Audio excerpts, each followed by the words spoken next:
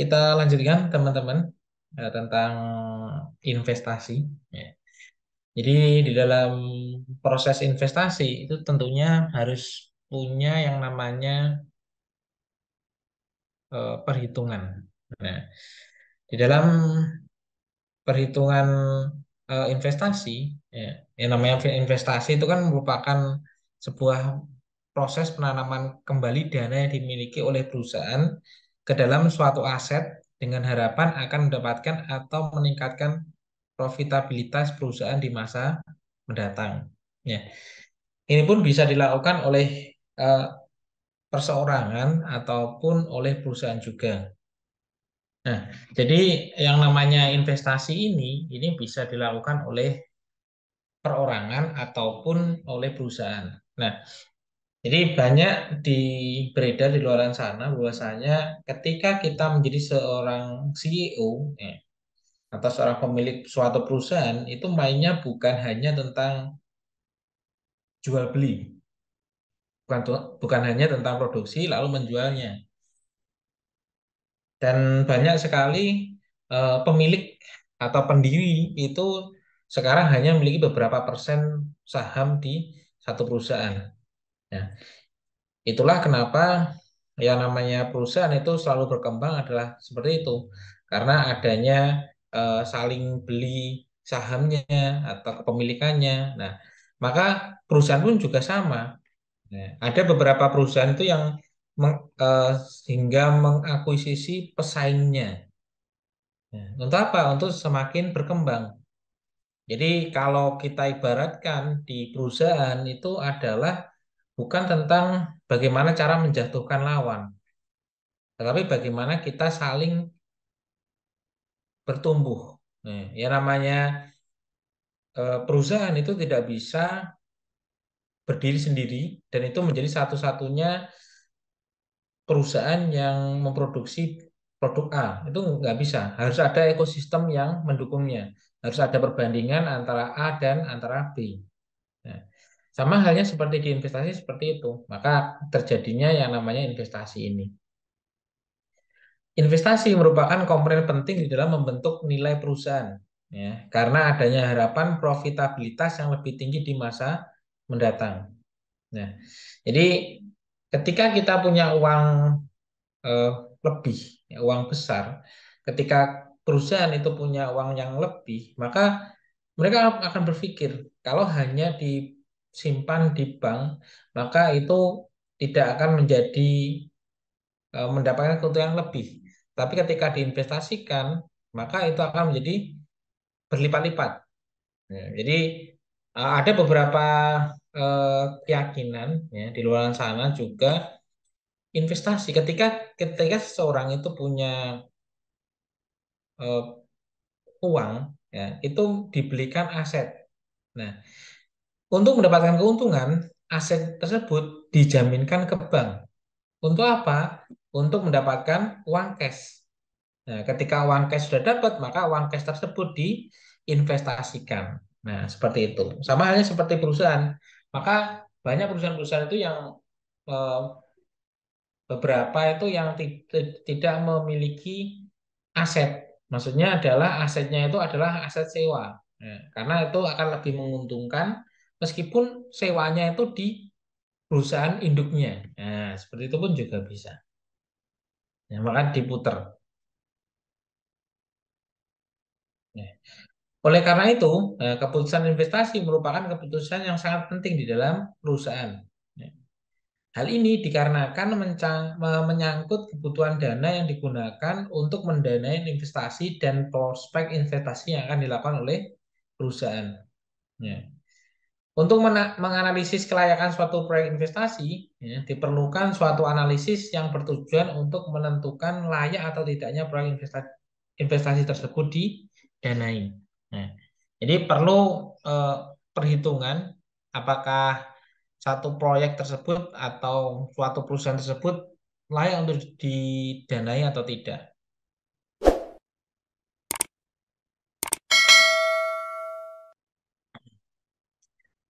Jadi secara umum perusahaan mengklasifikasikan proyek investasi ke dalam kategori-kategori tersebut. Ya. Yang pertama adalah penukaran, ya, di mana investasi untuk menukar peralatan produksi yang telah usang dengan yang lebih baru. Ya.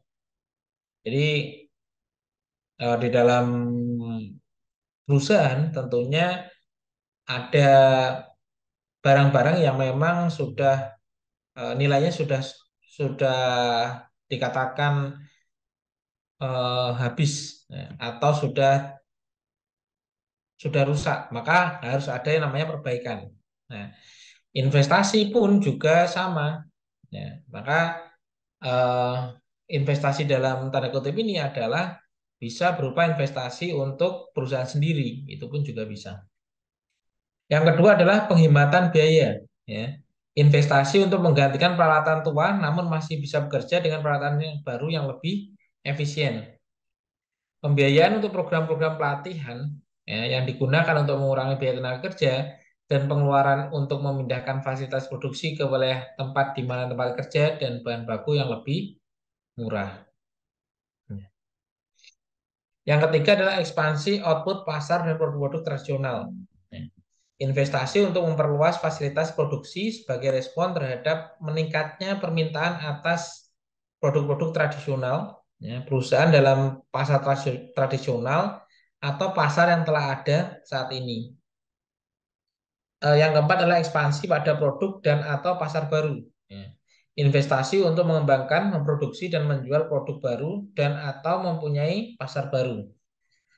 Yang kelima adalah regulasi pemerintah. Ya. Investasi yang dikeluarkan untuk menyesuaikan dengan regulasi-regulasi pemerintah.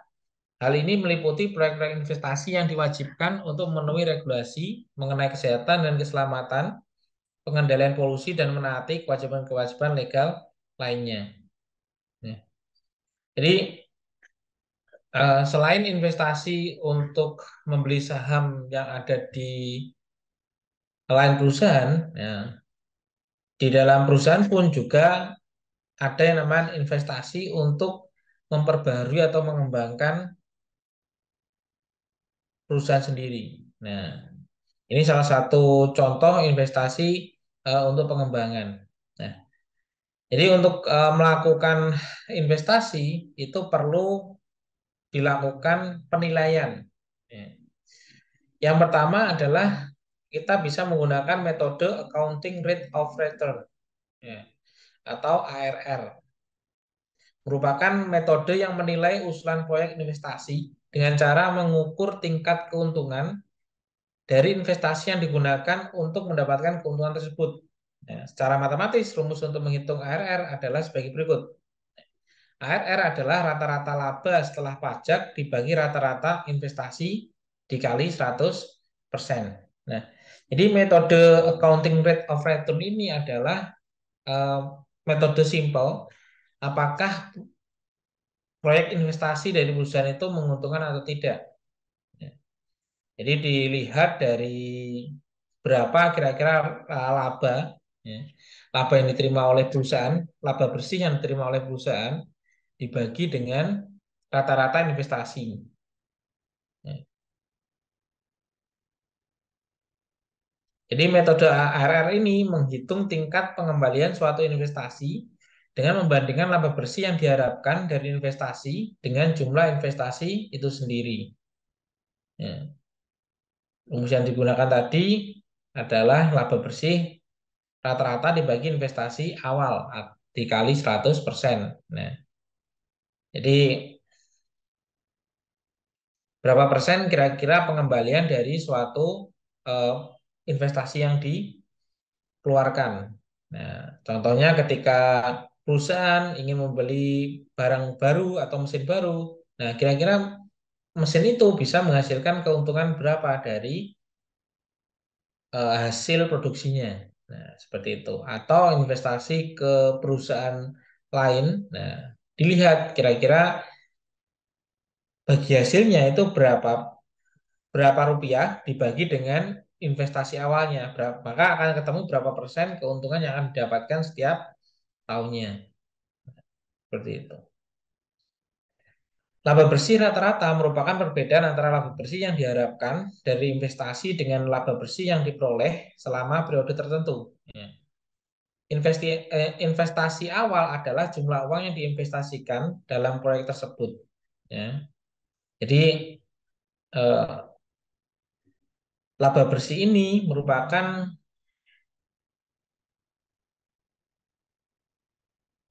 contohnya gini. Jadi yang namanya ketika kita investasi tentunya ada masa atau jangka waktunya. Ya, contohnya untuk di suatu investasi itu contohnya kerjasamanya adalah hanya selama 3 tahun. Nah itu pun dilihat kira-kira berapa persen ya. Kira-kira kita bisa mendapatkan modal kita kembali atau PEP-nya. Itu pun bisa dihitung perkiraannya. Interpretasinya, ya, interpretasinya, ARR menghasilkan persentase yang menunjukkan tingkat pengembalian yang diharapkan dari investasi dalam bentuk laba akuntansi. Semakin tinggi ARR, maka semakin baik investasi tersebut dianggap menguntungkan.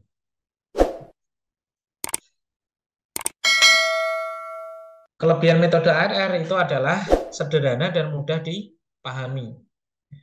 Menggunakan data akuntansi yang tersedia seperti laba bersih dan investasi awal. Yang ketiga, memberikan gambaran tentang tingkat pengembalian yang diharapkan dalam bentuk laba akuntansi. Ya. Jadi kalau metode ARR ini lebih jelas karena uangnya terlihat. Uang yang keluar sama uang yang masuk itu terlihat. Kekurangan metode ARR adalah tidak memperhitungkan nilai waktu uang, ya, sehingga tidak mempertimbangkan tingkat bunga ataupun inflasinya. Yang kedua, tidak memperhitungkan periode pengembalian modal. Ya, metode ini hanya berfokus pada tingkat pengembalian dalam bentuk laba akuntansi tanpa memperhitungkan waktu yang dibutuhkan untuk mendapatkan kembali modal investasi. Ya. Yang ketiga, tidak mempertimbangkan resiko investasinya. Metode ARR ini dapat digunakan sebagai salah satu alat evaluasi kinerja investasi, ya, tetapi sebaiknya digunakan bersamaan dengan metode lain, ya, seperti net present value atau NPV atau internal rate of return atau IRR. Untuk mendapatkan informasi yang lebih komprehensif dan mempertimbangkan faktor-faktor lain yang relevan dalam pengambilan keputusan investasi. Ya. Jadi ARR ini memang lebih ke perhitungan sederhana. Nah, sehingga memang untuk hasilnya itu eh, tidak melihat faktor-faktor lain. Nah, sehingga perlu juga digunakan metode yang lain. Nah, contohnya adalah metode penilaian metode payback period atau PBP. Ya. Merupakan metode-metode yang menilai usulan proyek investasi dengan cara menghitung jangka waktu suatu investasi untuk menutup kembali semua pengeluarannya. Ya, dengan menggunakan aliran kas yang masuk secara matematis, rumus untuk menghitung PBB, ya, PBB adalah investasi awal dibagi arus kas masuk dikalikan 1 tahun. Jadi teman-teman sekalian,